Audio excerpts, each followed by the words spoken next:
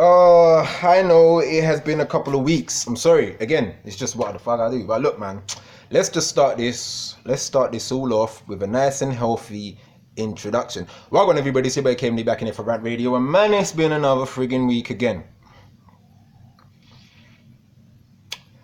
It's been another week again. Every now and again, I have to come down to the lower realms. All right. Every now and again, I have to come down to the lower realms. Even though I like to stay in my own bubble. I've said that to you guys for the last couple of videos. I like to stay in my own bubble. It's getting to a point now where I don't even want to freaking know what the hell is going on in the world anymore. It's getting to that point. But every now and again, I have to step out of my own bubble just to find out what's going on in the lower realm and what's got people so hype. So here I am, back in the lower realm. And look, that's not to say that I'm above anybody. I'm not above anybody. I'm just like to stay like up there because I don't want to be down here fucking with all of this dumb fuck shit. All right, cool. So, remember I done a video not too long ago, yeah. I done a video not too long ago about speaking about reactivists. Reactionaries. Not revolutionaries, reactionaries. People who just react to anything and anything just because it's on social media and just because everybody else is going. Hey look, don't let the pigtails fucking fool you. I just wanted to say that. But these people react to anything and everything that's going on social media. And also another thing, I saw on the BBC News a couple of days ago, because I still can't believe how in 2019, see, I still keep getting shit, because I get so irked with so much shit, I start muddling up my freaking words. 2019. Is that even right? 2019. I don't know how in 2019 we are still so surprised about racism, derogatory terms against people of color. Derogatory terms of people of color and stereotyping people of color. I don't know how we are still so surprised, people of color, how we are still so surprised in 2019 about racism and those other two things. How the fuck are we still so surprised?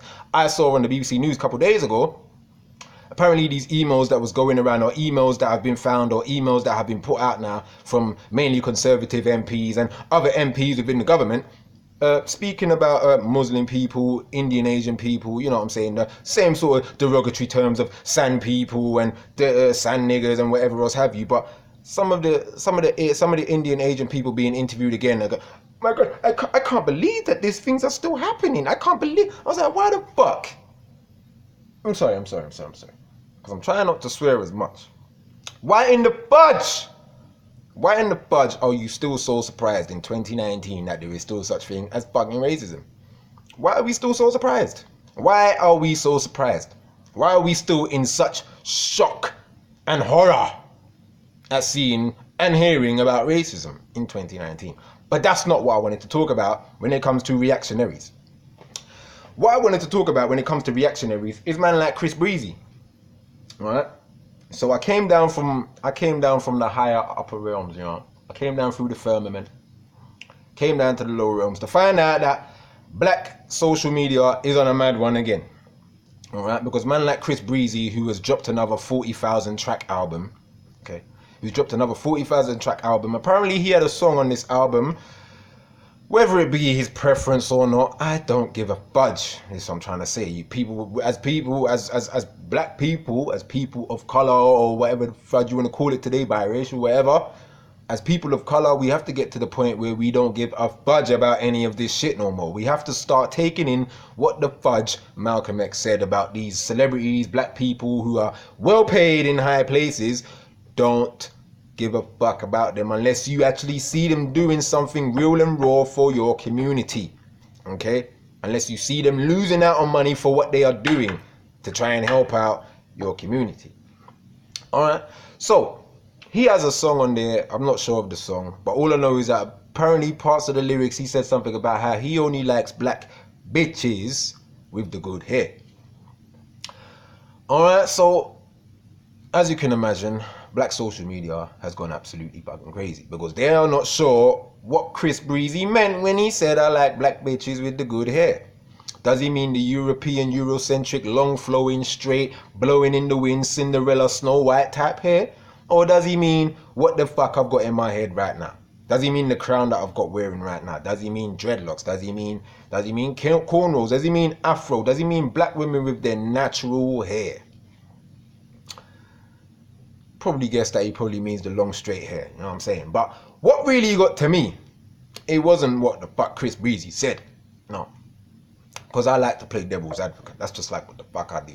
I play devil's advocate. I sit on the fence. I like to look at both parties and ask both parties different sorts of questions. Alright? So for the party that was on that side going mad about what Chris Breezy said about, oh, good hair, black men with good hair, I wanted to ask the same black women who were going mad at Chris Breezy for talking about I only like black women with the good hair, which he probably meant Eurocentric. Because if you know about Chris Breezy, he only fucks with those sort of women. Long, sleeky, sort of long hair, light skin things, Asian things. That's who he really fucks with. Apparently, I also heard about how when he goes to raves and parties and clubs and that, he even says specifically to his security guards, like, yo, I don't want no darkies in my VIP, like no black skin, no dark skin girls in my VIP section. It is what it is. You know what I'm saying? It fucking is what it is.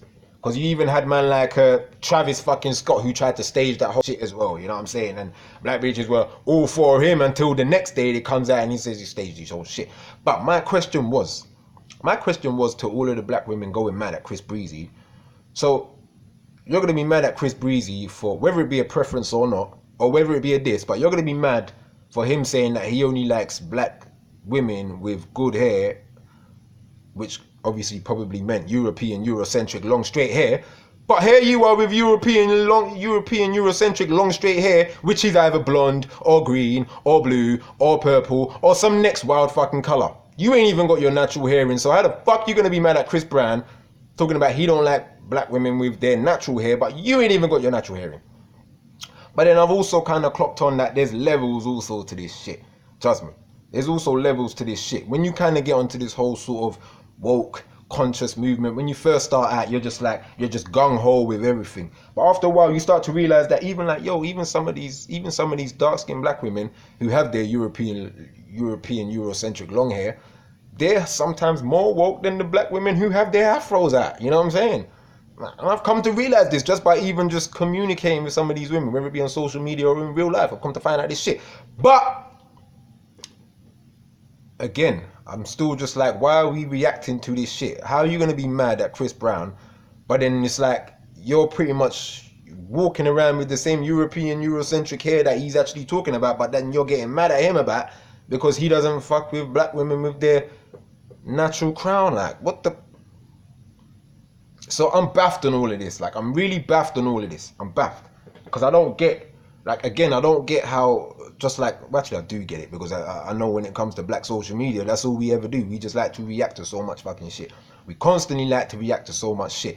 So many black women were all over social media when some of these black women were getting roughed up by the Korean man or the Chinese man in the nail shops and the hair shops, and all of the black women were all on social media for 2-3 days. Right, we're not going to any of these shops no more. We're going to start our own ones. 2 weeks later, they're back in the shops again, getting their nails done. Long ass fucking nails with all spikes and edges on the end of them and all of these glitters and golden diamonds all over them, getting their hair done. European-centric, Eurocentric style again. So it's just like, why do we react for a couple of weeks and then we just go back to the same shit? Again, it's the same thing with coolest monkey in the... Like, bro, I'll be a coolest monkey in the jungle's uncle, bro. Like, I'll be a coolest monkey in the jungle's uncle, fam, because I still remember that as well. Everybody was getting mad.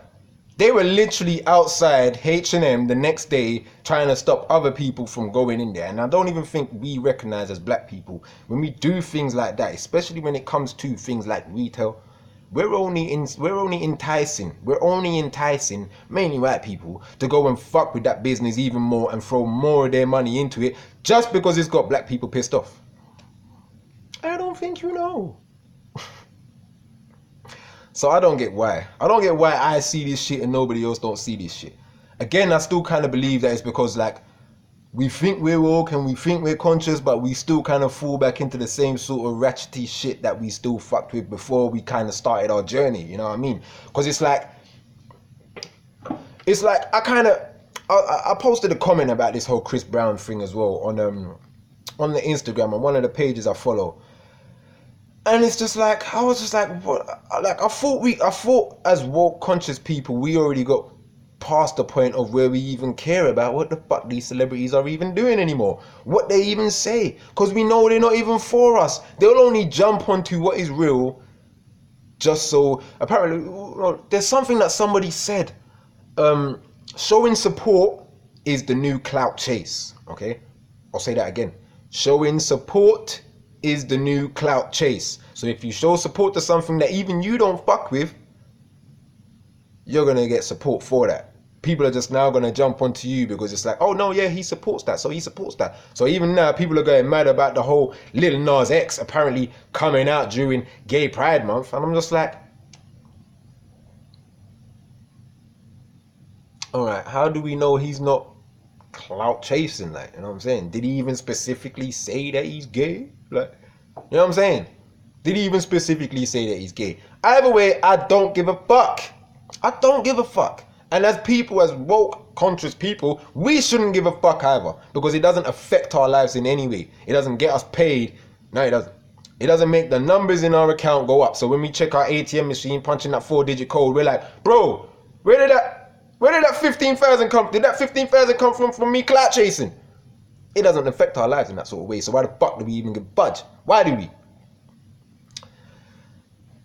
And then I'm also going to talk about this whole Gay Pride Month again, because, man, look, power to the parents of that young black girl, man. Power to the parents of the young black girl from London who said she ain't fucking with this LGBTQXZY, whatever else is added in this frigging thing.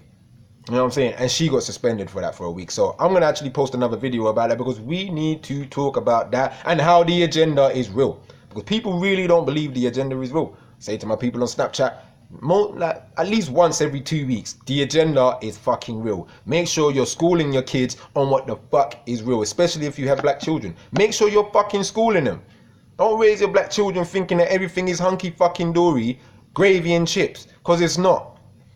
It's not. You don't know what they're teaching your child at school. You don't know what they're teaching them. So when we get to this point now of like, well, you can't even make a choice no more if you want to learn this shit or not.